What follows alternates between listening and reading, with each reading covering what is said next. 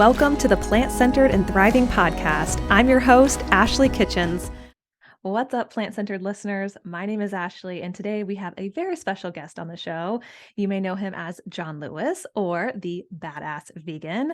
So, he is going to share with us just so much about his journey, his new cookbook that's coming out, his documentary, and so much more. So, to give you a little bit of background on John, in case you're not familiar with him, at a young age of 13, John found himself at 315 pounds. But through hard work and dedication, he lost weight and excelled in football and basketball.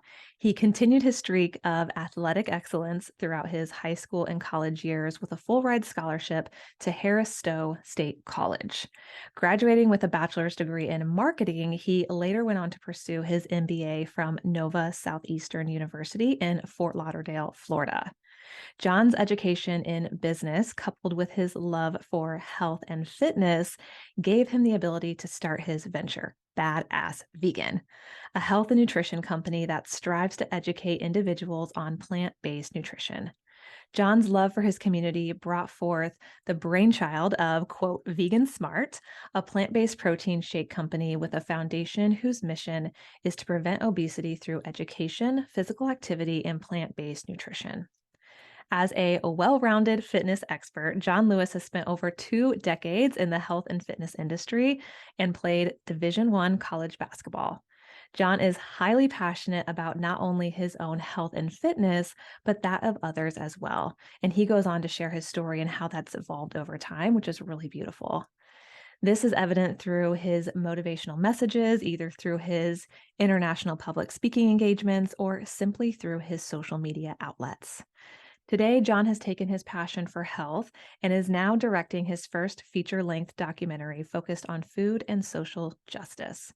John has teamed up with the maker of the award-winning film What the Health to create their joint venture, They're Trying to Kill Us, which John goes in to tell us about. Please join me in welcoming to the show Badass Vegan, John Lewis. Welcome to the show, John. Thank you for having me. I appreciate it. Yes, we are excited. And I'm not going to waste any time, John. I'm going to jump right in because we have a lot of questions for you. Because I know a lot of people want to know about your cookbook, about what you're working on right now. But before we get into all of those great details, I'd love for you to kind of just give us a background for those of us who don't know your story about how the idea of going vegan sort of started for you. Oh man, that's interesting. I always said I wanted to be vegetarian slash vegan growing up, but peer pressure, you never do it. And I was in grad school in South Florida. I was having a couple of complications with my stomach, IBS, just to put it out there. And I went to the doctor at the university there, and he had suggested maybe I cut out meat. He didn't say anything about dairy. He just said cut out meat. And I'm like, you see how big and strong I am? Like the Right. classic male ego answer, like, look at me, I can't do this. And he's like, just try for 30 days. And I had a frat brother of mine passed away on Halloween Day, 2004. And right then I was just kind of like, as an ode to him and to better take care of myself, let's try this thing out. And I was kind of mad because within the 15, it was supposed to be 30 days, and within 15 days, I felt amazing. And I wasn't even vegan yet. I was just vegetarian. And I'm like, oh man, this is crazy. Yeah. So I did that for about a year and a half, almost 2 years. And my mother, right at the end of my graduate program, she had developed colon cancer. And then talking to a separate doctor, I was like, how did this happen? What's going on? We always want to blame somebody else. Like, who did this to her? What's going on? And he was like, too much animal protein, fried fatty foods, la la la. And I'm like, wait a minute, what? This is not hereditary?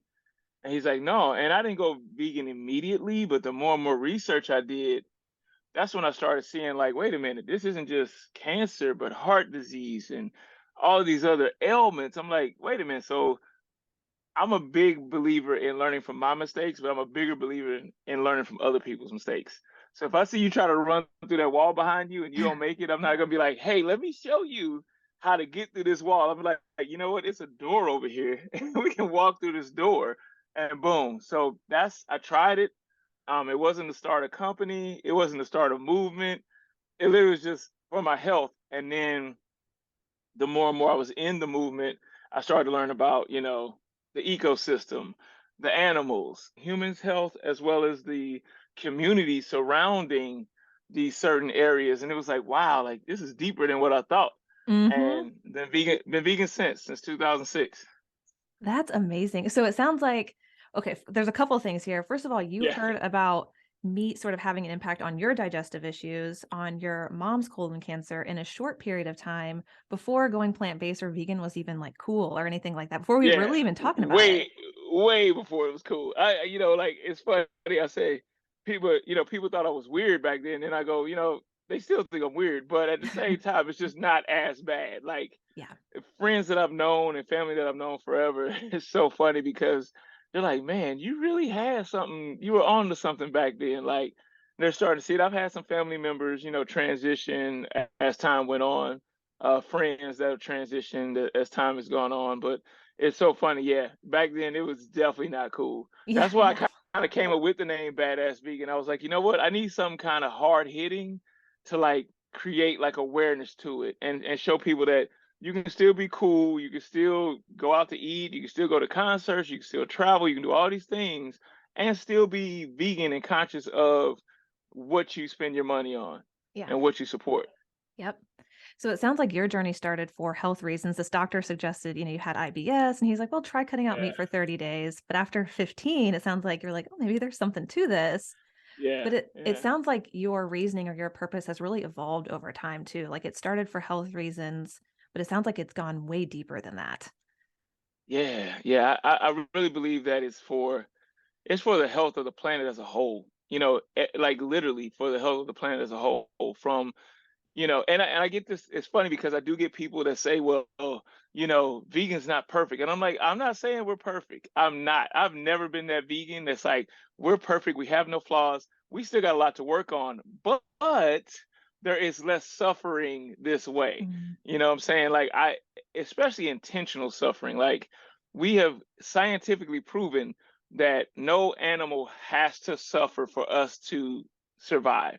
At that point, it's just ego. Mhm. You know what I'm saying? Like Yep. I'm not in the ego space anymore. And people always like, well, what if the doctor told you that you had to eat meat? I was like, well, I wouldn't do it. Like physically I couldn't do it anymore. Like I Yeah. couldn't and I was a butcher. That's the crazy part. I was a butcher at one point. Right. So I still can't even look at meat and like I get so disgusted by it. Now I'm never on anybody else's plate. I'm never like, what are you eating? That's not me. I'm not that guy. But for me to actually have a thought of biting into actual meat, it disgusts me. For me. Yes. Yep. Absolutely. And I appreciate that about you. And even in your book, you kind of touch on this a little bit is like you kind of went in the beginning from kind of being in people's faces about going vegan, going plant-based, but that's really evolved over time too. Can you talk a little bit about that? Yeah, so I have a good friend. He's still not vegan, but he's more conscious because of me.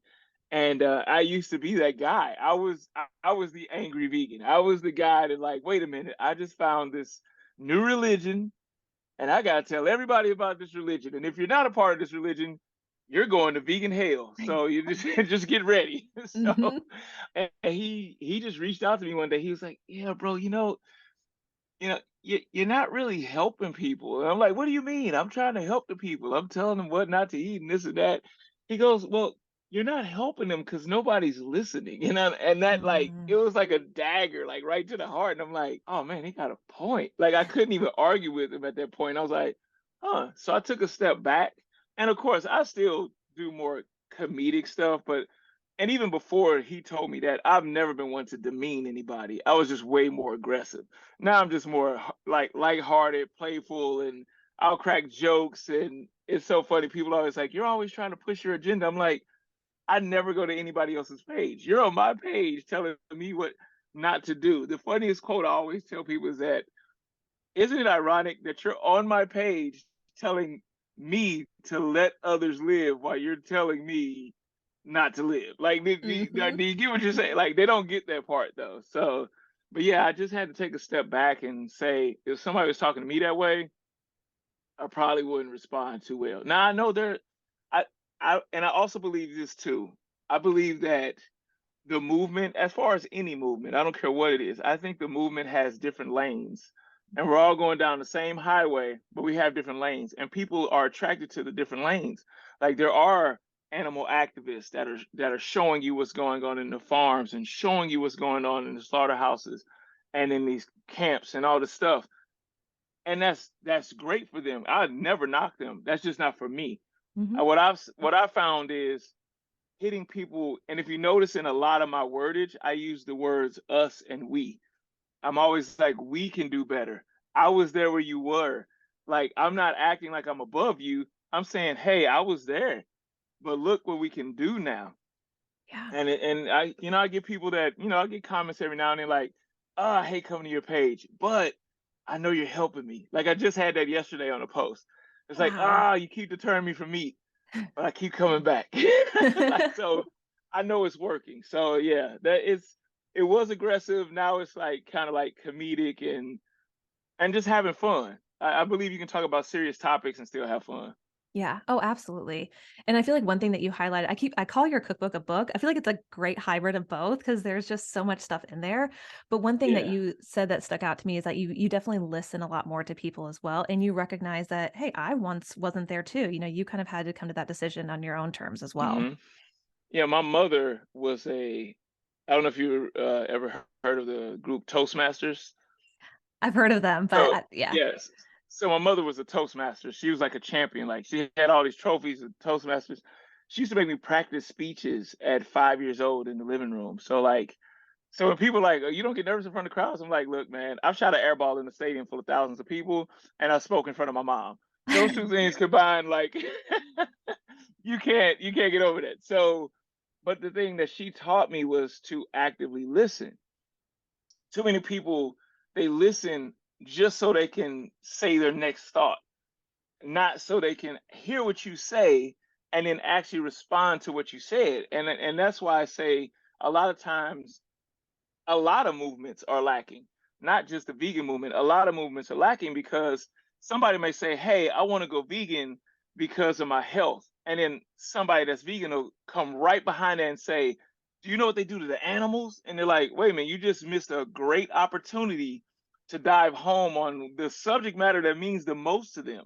So you Yeah. have to listen to that. Now, if somebody says, I hate what we do to animals. Oh man, let me tell you about this and this documentary and this and that. You go down that avenue. Or if somebody says the ecosystem, somebody says what it does to these certain communities.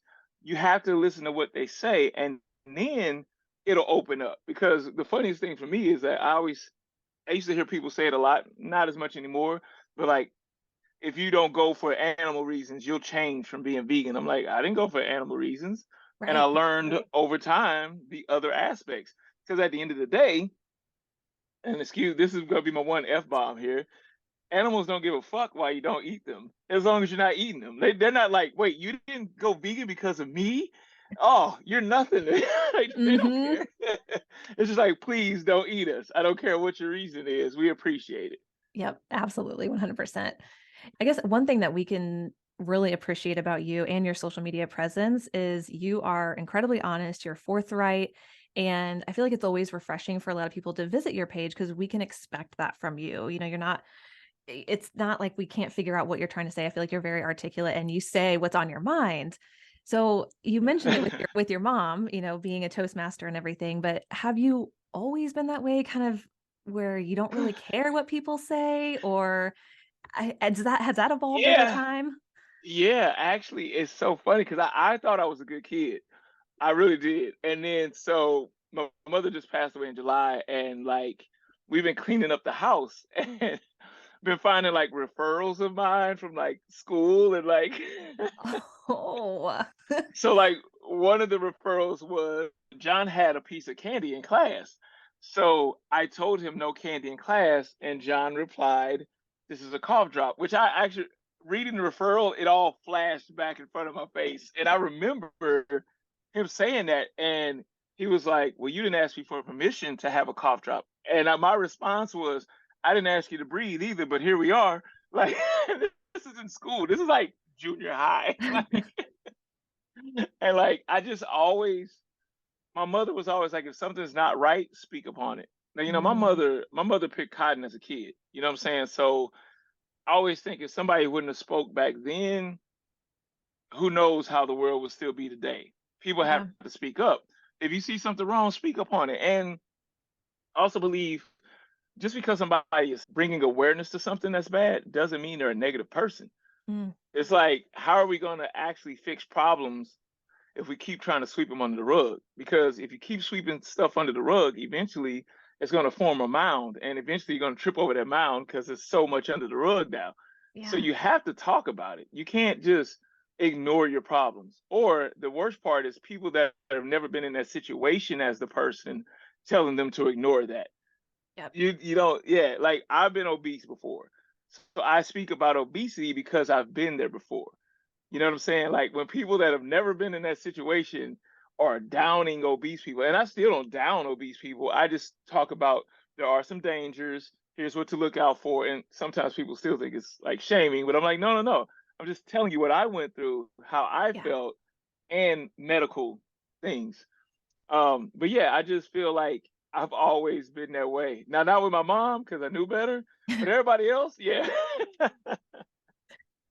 Well, and I think with you talking about, your history and how you were over 300 pounds at one point at a young age too, even today, you're really transparent about body dysmorphia and how you're kind of continuing to navigate that as well. Is there anything specifically that you feel like, maybe even for someone listening who is also struggling with that, that has sort of helped you sort of navigate the fitness space and just kind of trying to appreciate your body for what it is, what it can do?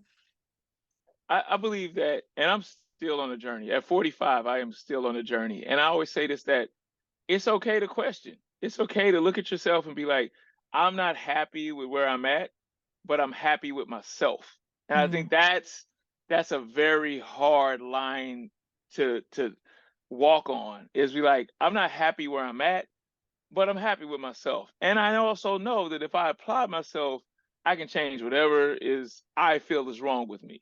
You know what I'm saying? And I got a marathon Sunday in Jamaica, and I've been training for it for 3 months. My body fat is probably the lowest it's been in I don't know how long, and I'm still looking in the mirror like, oh my God, I have to do this and I have to do that because I always see that obese child. And especially like when my brothers clean up my mom's house and I keep getting pictures sent to me and I'm like, oh, there he is. yep. Like, Yep.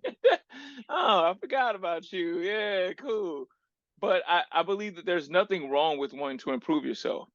You know Yeah. what I'm saying? Like people say, don't become too obsessed with, with this, and that. And I'm like, if improving yourself is obsession, by all means do that. Because at the end of the day, when you fall off, nobody's gonna be there to pick you up. You Mhm. know what I'm saying? So you have to be the one to pick yourself up, and you have to be your biggest cheerleader at the end of the day. And the last and final thing I have to say about that is I believe that we've been negated since children about self-love because people don't understand that self-love is the way to actually cure the world. If more people love themselves, they wouldn't treat other people like crap. Yeah. But we Yep. have so many, and it's well, I just learned something within this last year, and it's basically like what they call, I can't think of the name of it right now, but it's basically like just to show that they meditate and just to show that they're working on themselves. But at the end of the day, they're not doing it. They're just doing it because it's cool, it's popular. You know what I'm saying? Mhm. Like I think they call it self-help porn or something like that. Like like it's really just they're just showing it off, but they're not doing it themselves. They're not working on themselves, and they're not Yeah. trying to be good people. And you see so many toxic people. Literally, they'll post a great meme about like love, I love you all, and the next meme, f this person and fuck this person, and then Yeah. you're like, wait, you just said, hold on, like yeah. So that self love, I think, is very important, and the self love goes just so far. Even if you have kids, like it's okay to love yourself first because Yeah. you can't do anything for these kids if you're not right. Mhm. And I think we've been taught wrong on so many things, but definitely on that. Yeah, where it's, like, selfish to invest in yourself, to love yourself, but you're Yeah. right, that is so important, and there would be so much less hate in the world if we truly loved ourselves and took time to invest in Yeah. ourselves. Yeah. And if you really love yourself, you don't have time for other people's shit. You really No! don't. Negative comments, all the shit that goes on, Yeah, heck no, whatever. no. And you Yep. see how many negative comments I get. I'm just like, Oh, hey, yeah. thank you for coming by. I love you so much. Yes. And that pisses them off even worse. They're like, I can't get to this guy. I'm like, no, Mm-mm. keep coming. It's all Yep, good. yep. Hey, it's engagement. We'll take it. Yeah, You're helping my algorithm. I right. appreciate it. Yep. I just had one to yesterday. Well, I made the post yesterday, but he commented today, and it was a post about I put up 5 pieces of steak, and it was like cooked in different ranges, and I was like, okay, out of all of these pieces of beef, which one is grass fed? And I was like, you know what? You can't tell, neither can your digestive system. And I talk about the dangers of eating meat. And I said where I got the quotation from that I talked about. And he's like, you need to post links. Otherwise, you're just talking and you're trying to like, I was like, well, I told you where I got it from. One. Two, links don't work on Instagram. Mm-mm. Three, if your lazy ass just went to Google and typed in the name of the place Yep. where I got it from, ta-da, like it's right there for you. And I just, I commented back to him. I said, unfortunately, links don't work on Instagram, but thank you so much for coming and have a great day. And I gave him like the Oh, heart eyes emoji. Boom. Like, and I know that pissed him off, but I was like, cool, I'm going about my day now. yep, yep. So yeah, that self-love is big, man. Yeah. Did comments like that used to affect you or kind of bring you down, or have you always kind of just been able to kind of brush them off your shoulder? Yeah, I think I've always been able to just, it's for me, it was like the engagement. Oh, okay, let's debate. I love debating. Let's go. And now I don't even debate as much anymore. A good friend of mine just posted on his page, there's this hack where people use curling irons to make the cork come out of a bottle if you don't have a wine opener. A Oh, bottle, yeah. hmm. But my thing is like, in my head, though, I'm like, that's kind of dangerous putting heat on a glass bottle. Yeah, Like, yeah. doesn't sound like the smartest move. So I commented because I know him personally. I said, this sounds like if it's that deep, this sounds like an alcoholic. Like if you Yeah. can't wait till the next day till you get a bottle opener, I just feel like that's an alcoholic. But I'm playing with him. Oh my God, he's not vegan. So like all the people are like, oh, here comes the vegan and this and that. I'm like, Oh. oh God, here we go. Somebody's like, Yeah. that is such low vibrations for you to say. I'm like, well, actually, it's been clinically proven that alcohol is actually low vibrations. But cool, if you want to make me the bad guy, I'll be the bad guy. And then Sure. people just kept going and going, and I finally said, hey, I said it's funny that you all jumped up on me, but I was actually joking with him, and we talked through DM on the back end. I was like, hey, bro, if you want me to delete that, let me know. He's like, nah, leave it, forget it. I was like, okay, I'll leave it. And I'm like, y'all are going in, and y'all say the vegans are like the aggressive ones and this and that. I'm like, I made one comment to a friend, but probably because my name is vegan, they Mm-hmm. don't think that we were friends either. Yep. Because he's not vegan. They thought I probably was trolling him. And so I haven't had any comments since I said that him and I know each other and whatever. So we'll see. But yeah, I love it. I I love the engagement. And my thing is, if I made you mad, then that means you got mad at something internally. Mm. Yep. Because, excuse me, like I said, I'm never demeaning. I've never called anybody out their name. I'm not the one out there saying fur hag and this and that. I don't even call people stupid. I don't even do that. Like, I believe in like words of affirmation. I believe in words of like speaking people up, but I am going to call out bullshit. So you can't get mad at me for calling that out. And I think that's great too. And I wonder part of that just stems from like your own self-love and self-confidence in yourself as well. Yeah. Yeah. I think so. Possibly. I honestly Yeah. don't know where it comes from, but I'm glad I got it. It's Yep. just weird. Yeah. There you go. Okay. Well, I want to transition over to some listener questions and then we'll talk about your Okay. documentary and your book. So, first question is, where did your handle come from or how did the idea of that? You kind of touched on it just a little bit, but if you have like a quick story for it. It's so many actually. So one of the crazy ones is that my mom called me badass my whole life because I was a little badass kid. But how I got the handle like down was I was part of P90X. If anybody wants to go laugh at the commercials and the infomercials, you'll see me on that. That's how I got into the fitness industry. And I was like, you know what? I want to do my own thing. I don't want to compete with Beachbody, but I think I can do my own thing. And I was reading a comment on one of my posts. My post from back then like had 750,000 views. It was kind of crazy. Like I had this Yeah. whole thing going on YouTube. And he was like, man, you're one badass vegan. And I was like, huh, that kind of got a ring to it. I was like, I'm gonna stick that in the folder and wait. And then when it was time to like actually think of a name, that was the first name that popped in my head. I went to GoDaddy. Shout out to GoDaddy, I guess. Yeah, but and it was available. Now, mind you, this was 2010, so it's 12 years Wow. ago, and it was available. So I was like, badassvegan.com. Boom. I registered the name. I trademarked the name. I just did everything.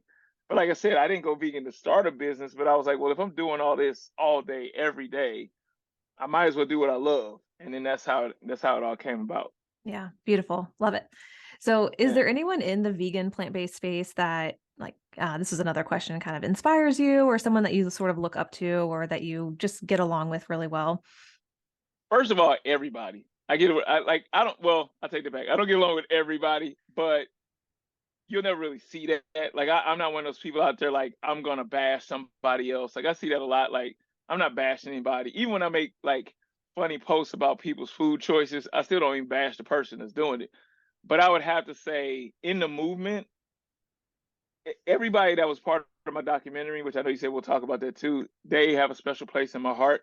Because they donated their time, and I appreciate that. But I gotta say Tori. Me and Tori have just been like aces, best friends since day one. It's just like we just clicked, and it was like, you know what, you're doing your thing, I'm doing my thing, but you know what, we can rise together and help more people the more we stick together. Yeah. And so I would have to say Tori. Yeah. John Sally's another one because John Sally's my mentor. Got to give shout out to him. Um, and this is I don't want to say in an order, but Tori probably because the longest I've known him the longest. And Rich Roll is actually a real good friend. He's always been like, if I need advice, he's there for me. You know what I'm saying? And don't want to forget Styles P. Styles P's helped out a lot. He just with everything. So much love to everybody. I can keep going, I'm but sure. yeah, definitely Yeah. those people. Yeah, yeah, yeah, Yeah. yeah, Yeah. yeah. Maya, I love you too, Maya. I do. I do.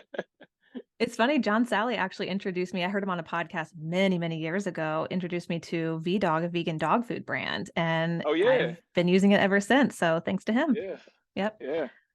All right. So another question is, what is your favorite exercise and least favorite exercise in the gym? People know you're an avid gym goer. So Least favorite off the top is burpees. I don't care what kind of way. If you go down the slow way to the knees, then out, I don't care. I just hate burpees. I've never been one of those ones like, hey, let's do burpees. And I did CrossFit for 4 years, and I was like, every time I saw burpee on the list, I'd be like, fuck, like mhm. why? I hate burpees. Favorite movement, I which has to be a love hate relationship actually.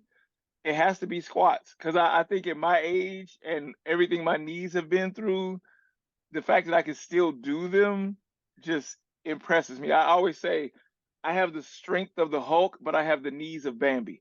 So like,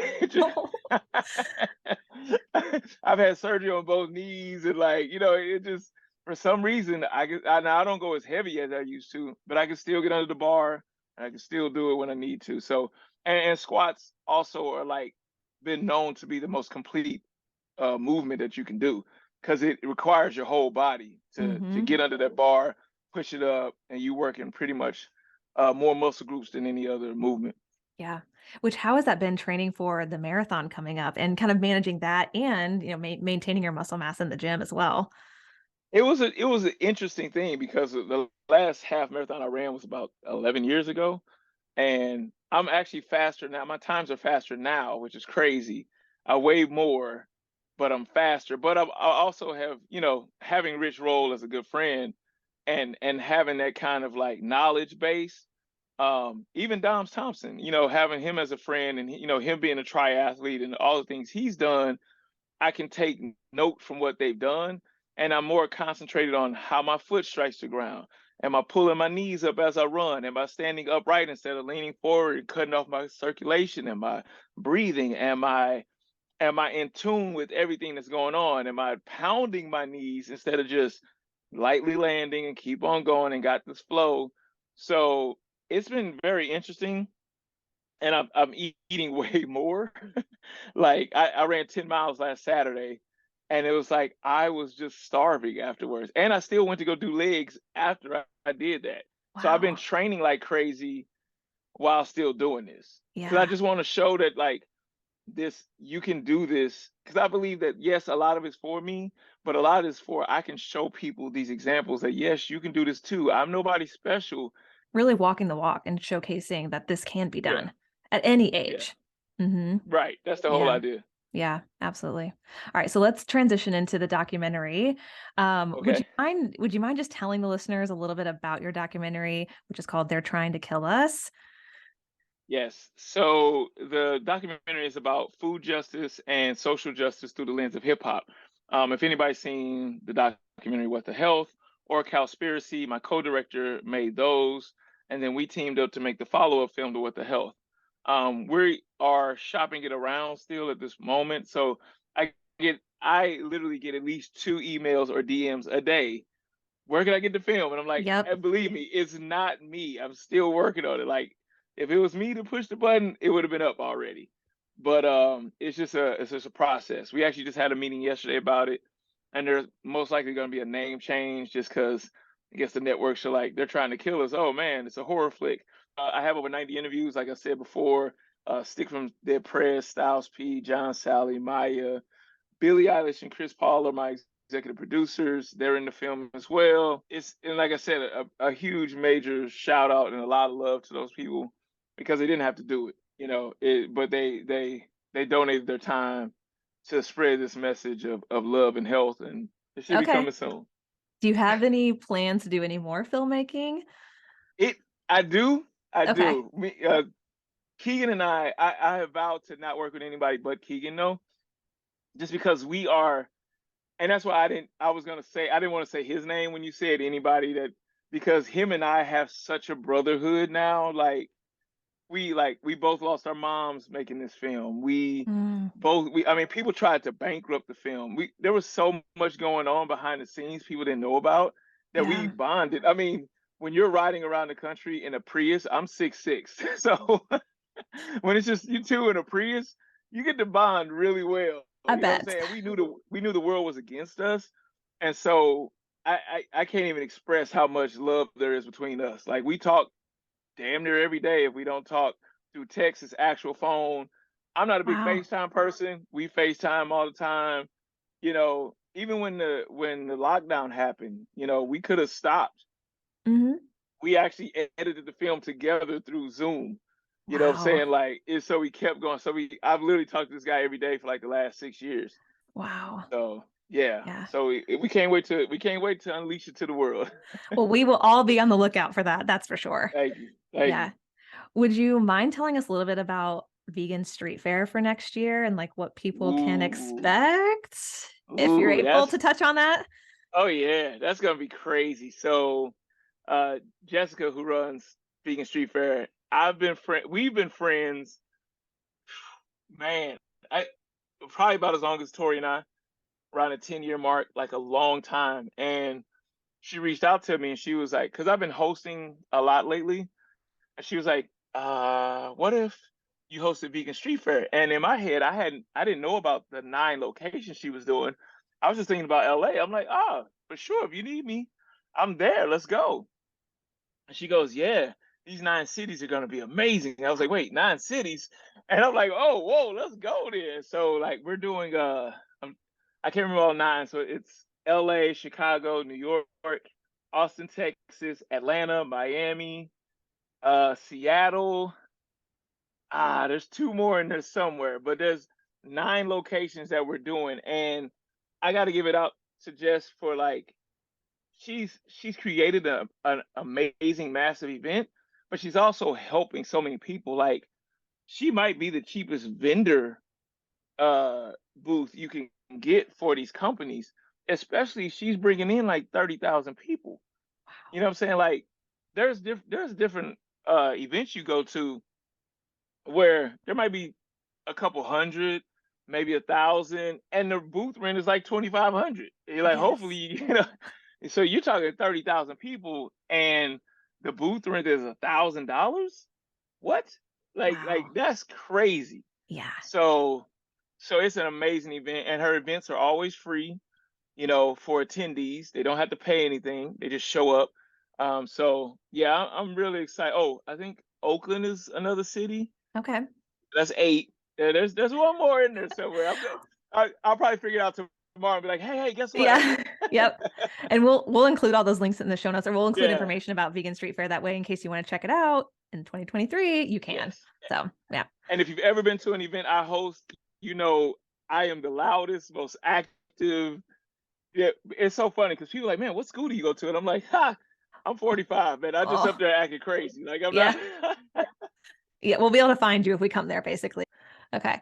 Well, let's transition into your book. I definitely want to break down the title first because it's beautiful. So not only is it Badass Vegan on the front, but it's also Fuel Your Body, Fuck the System, and Live Your Life Right. So can you explain that for Yes. us? Well, that's what those are like the 3 pillars of mine when I went through the whole journey was just a wake up call. And then I found out that there's actually this active system that is making trillions off of the backs of people dying off of the food that they know is poisonous. And it's like once you get to that point where you're loving yourself enough to break these addictions, because I always say the government messes up on a lot of things. The one thing they got right is when they called it the FDA, because food is a drug and it's the most addictive thing you put in your body. And once you break that addiction and you love yourself enough to do that, man, you start to live your life in a whole nother aspect to where the tiniest things don't bother you no more. The way you eat, you wake up without certain headaches, you go to sleep better. There's so many things that we have been living in chaos for so long that is normal to us, and normal doesn't always mean right. And it's just amazing to feel that way. Yeah, yeah, it really is. Well, I think the title is, or the subtitle, I guess, is Thank you. beautiful. So yeah. Thank you. I was gonna say, and I had to make sure "fuck the system" was in there. Like, believe me, I kept going back and forth with the publisher. Like, I was like, well, what if we put F and then an asterisk and then CK? They were like, well, we could try, but it might get flagged with marketing and advertising. I'm like, okay. And I was like, ooh, what about PH Yeah. asterisk CK? They're like, let's try it. And it came back. I was like, oh yeah. I was like, this is great. Nice. Like, Yes. because in essence, the book really isn't a cookbook. It's more of a how-to guide of how to fuck the system. Yep. But at the end, I'm gonna give you like some tutorials on how to fuck the system with your food. So that's what it's really about. Yeah. And I feel like that's what makes your cookbook different is when I was reading, I was like, wow, this is kind of like a book. Like there's just so much information in there to help people really understand not just how to go plant-based, but one thing that I liked, really loved, John, that you put this in there is how to stay plant-based or stay vegan, which sometimes a lot of people miss the mark on that. Yeah, because we're so adamant on like how to get them there, and it's like, okay, I got you here. I got to go to the next person. I'm out. And so my biggest thing was, and that was a big thing, what I said when I even talked to Avery about this was that I want to talk about how to stay vegan, because a lot of people, they don't prepare you for when you go to your uncle's house and they're barbecuing and you're getting this peer pressure. And even if they're not giving you peer pressure, the smell that hit you before you went vegan is hitting you. So there's so many aspects out there that can trigger you that you have to be prepared for. And I believe that was a big thing. Even with the documentary, that was another thing too. I said we got to be solution based.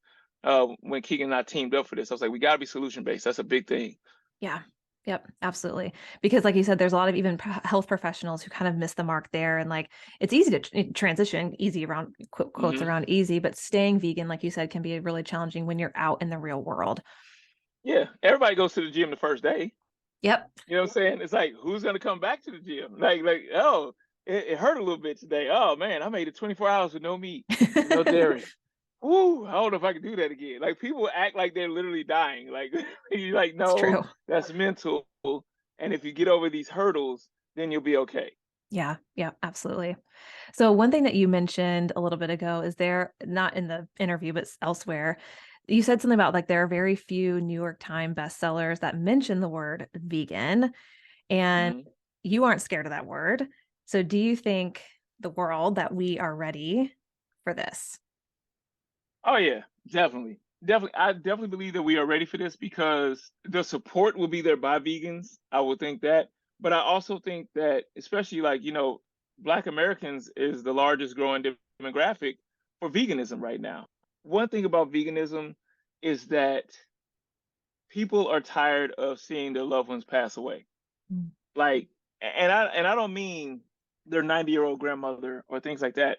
I mean their 45-year-old cousin and their 40-year-old sister or brother. They start to realize that it comes down to the food. You know, when you got people dying of heart attacks at 45, that's not normal. Well, it is Mhm. normal, don't get me wrong, but that doesn't make it right. Yeah. So it's like I think people are starting to see that, like, wait, if I can change that, I don't have to go down the same path as them. Let me change my path and see if I can in- increase my chances.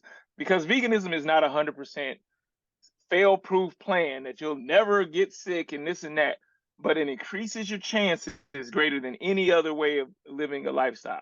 I Yep. don't care how many people try to tell you to eat uh, testicles and livers and all this other stuff. And there's been some evidence. I don't know if it's 100% sure, but one of the leaders in that got caught with like steroids. And it's like, oh, so you've been pumping this out to everybody about eat these animals, eat these parts, but you've been pumping steroids in the background. So there's no other pathway through history that you can find that has these kind of effects because veganism is not a new thing. The word veganism is a new thing. It got a new Yeah. flashy title. It got rebranded, as you can say. You know, it got rebranded. But plant-based living has been going on for eons. I'm not religious at all, but I don't knock religion. And if anybody wants to do research on that and see, go look up the religion of Jainism. Jainism is pretty much like the first plant-based religion, older than Christianity, older than Buddhism, and they believe in basically a karmic way of life, like treat the world how you want it to treat you back. To the point traditionally they would sweep the floor before they step because they didn't want to step on a bug. So Yeah. it's been out forever. It's just been rebranded. Yep, absolutely.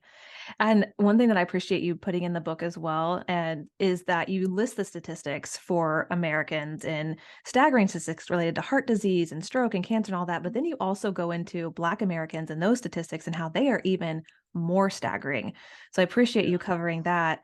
Another thing you put in the book was you don't see a bunch of plant-based eaters or vegans in the hospitals as well. So that's That another. used to be the title. That used to be the title of my speech. Actually, when I traveled, I was like, vegans aren't filling up the hospital. I'm like, you got to think about it. If it's this $1 trillion industry, trillion, $1 trillion industry, and if vegans only make up 4% of the world, and 4%, I'm being very generous here. If we only make up 4% of the world, who is keeping them in business? Mhm. Like it's so interesting how people are like, oh man, you're gonna go vegan, you're gonna get sick. I'm like, okay, well, what about all the other people that get sick? Like, you don't say anything about that. Right. Yep, absolutely. Well, John, I really appreciate you being here. I want to be respectful of your time as much as I could like keep asking you all these I got questions. I got a couple minutes if you want to keep Okay. going though. I Well, got okay. Well, I want to read a quote actually, if you don't mind, from your book. It's just a sentence that you put in, and I just kind of want you to maybe extrapolate on it. But you said in your book, which again, I just really appreciate. It comes out next month. We're airing this in February, so it comes out next month. So definitely be on the lookout for that. We have all the information down in the show notes, so you can check it out. But one thing, John, that you said in there, and I wanted to pull it out and share it with the listener, is you said while this referring to transitioning to plant-based, transitioning to vegan, while this may feel like a challenge, it might just be one of the easiest things you've ever done in your life. And so I would love for you to yes. kind of just share more about that and what that means to you. Because I think again, pain is normal in the human life now. We're in so much pain that it's become so normal to us that if somebody presented to you something easy, you question it. It's almost like this is the way to look at it.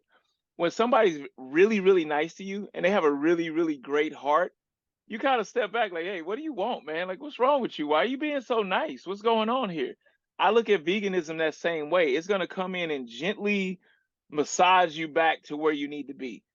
And it's so nice that you're like, wait a minute, no, wait, so it's got to be an agenda. It's got to be something else going on. It's like, no, like, it's not an agenda. It's nothing else going on.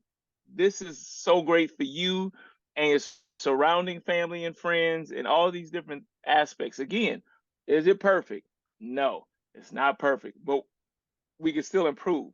But it's the most least impactful on your life in a negative way that you can literally change your life in 24 hours because your cells start reproducing right then. And I'm not saying whatever ailment you got is fixed immediately, but imagine if you keep doing that. I always tell people this way, you have to give it time as well, because if you've been doing something, and I don't want to necessarily say wrong, but if you've been doing something a certain way for 20, 30, 40, 50, 60 years, it's not going to take 2 days to kill it. Man, I'm going to be vegan for 48 hours, man. Nothing happened. It's like, uh, you remember all the shit you put in your system? Yeah, we got to get all of that out. You know what I'm saying? So it takes some time, but it's the best thing ever, and it's so easy and gentle. Mm-hmm. Yeah, absolutely. It's gentle, not just for yourself and your body, but it's a gentle thing to do for the environment, for the animals, for so many other reasons. Yeah. And it falls back onto the same saying of learning to love yourself again. Mm. Once you learn to love yourself, you won't feed yourself certain things either. You Yeah. won't put certain things on your body, in your body, around your body. You start really being like, I think a lot of people think cancel culture is this like toxic way. I think before it was called cancel culture, it was protecting your space. Mm. And then it got to the point where everybody was like, well, you don't like what I do, I'm Xing you out. It's like, well, no, you might have some toxic ways that you need to take care of. So you can't just cancel everything. But when you start protecting your space, you start to love yourself and love those around you, and you just won't do certain things anymore. Yeah. Yep. That's so true.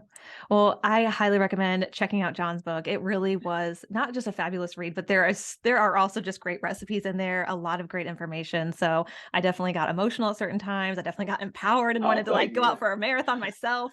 So yeah, a lot of great things. So John, Thank you.